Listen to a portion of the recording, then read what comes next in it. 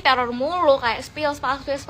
Oke, hari ini kita spill dia. Mohon maaf nih kawan-kawan, ternyata orangnya belum pulang kuliah. Gue lupa ya, sambil nunggu dia pulang, mending lu semua temenin gue untuk baca visual novel daripada gabut ya kan. Nah, belakangan ini gue tuh lagi sering banget baca novel Dinikahi Gus Dingin. Novel ini tuh lucu dan romantis. Novel ini bercerita tentang Aisyah dan Zaidan yang dipaksa menikah oleh orang tua mereka. Setelah menikah, Aisyah berusaha menjadi istri yang baik, tapi sebaliknya Zaidan malah bersikap dingin. Untuk menarik perhatian suami, Aisyah mulai bersikap dingin dan membuat Zaidan cemburu. Zaidan yang tidak dihiraukan Aisyah mulai merasa cemburu melihat Aisyah dekat dengan pria lain. Zaidan ingin mengungkapkan apa yang ia rasakan, tapi ia gengsi karena di awal pernikahan Zaidan mengatakan ia tidak pernah cinta dengan Aisyah. Apakah Zaidan akhirnya akan mengungkapkan perasaannya yang sebenarnya kepada Aisyah? Yuk baca kelanjutannya di visual novel. By the way, sekarang di visual novel juga ada event yang bisa dapetin duit loh sambil baca buku yang kamu suka. Tanpa sadar kamu dapetin banyak duit. Yuk download sekarang. Oke, dan ini dia orangnya. 1, 2, 3.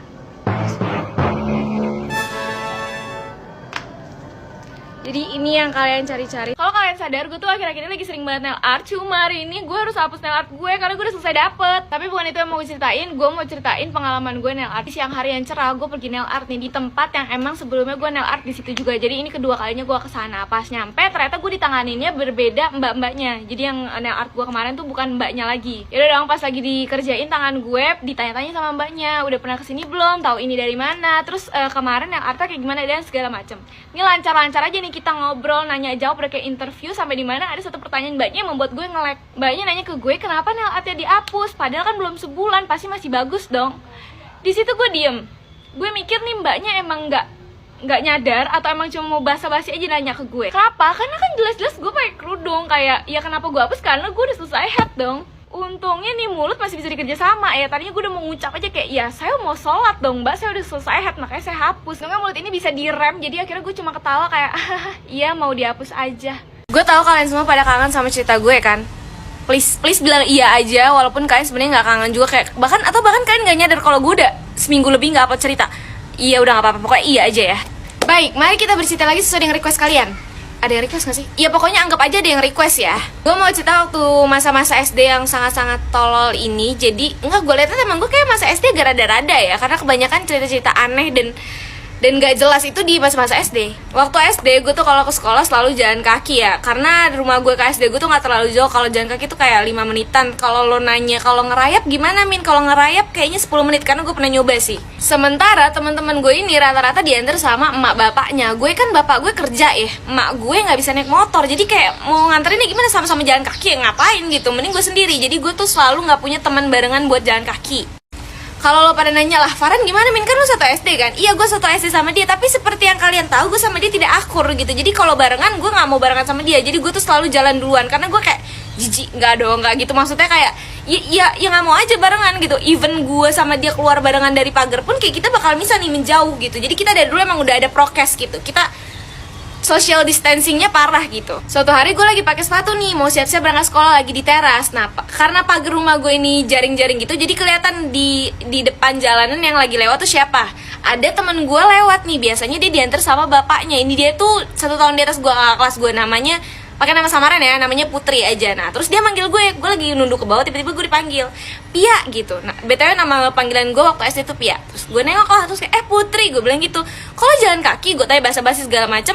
Terus akhirnya dia bilang, ayo mau bareng nggak? Ya udah, akhirnya gue bilang, ayo tunggu bentar ya. Gue pakai sepatu segala macem, berangkatlah bareng gue sama dia nih ke sekolah. Keesokan harinya dia tuh jalan kaki terus. Jadi memang si Putri ini udah gak diantar sama bapaknya lagi. Cuma karena dulu kan gue anaknya gak kepoan ya, jadi kayak gue, oh gitu ya. Kalau sekarang mungkin gue bakal nanya-nanya gitu, emang kenapa bapak lo kok bisa sih gak mau anterin lagi? Kan lo anaknya, gimana sih kalau gitu. Kalau dulu kan gue gak kepoan, jadi gue kayak, oh ya udah kita seterusnya berangkat bareng aja. Nah terus besokannya tuh selalu berangkat bareng. By the way, si Putri ini tuh maksud bapak yang tadi gue bilang itu ada bapak tirinya. Jadi dia tuh anak yatim ya, kalau bapak yang yatim. Dan itu berlangsung ada kali 1 mingguan full. Setiap hari si Putri ini selalu nyamper gue setiap mau berangkat sekolah. Awalnya gue seneng karena gue punya teman barengan, tapi lama-lama gue sifat dakjal gue muncul nih, jangan ditiru ya. Jadi emak gue kan tahu nih kalau si Putri ini anak yatim. Jadi setiap Putri nyamper gue pasti selalu dikasih uang saku sama emak gue, dan itu tiap hari. Dan jumlahnya menurut gue gede waktu gue dulu SD. Dan muncullah gitu rasa iri, dengki. Aduh, setan banget emang nih, setan suka ngegoda ya. Jadi kayak gue di situ ngerasa Apa-apa nih, si Putri sengaja nih nyamper gue biar dapet duit. Gue udah lama gak cerita horor, dan sambil menunggu sahur mending kita cerita horor. Kali ini gue mau cerita soal horor yang ada di pesantren ya. Setelah kemarin gue cerita gue pengen banget masuk pesantren, gue mau ceritain cerita-cerita horor yang ada di pesantren. Oke, ini kejadian pas malam hari. Ada seorang anak perempuan yang kebelet BAB ya kan. Nih jam 9 malam nih, kalau di kota emang masih terang ya kan. Gue yakin juga lu pada masih nongkrong.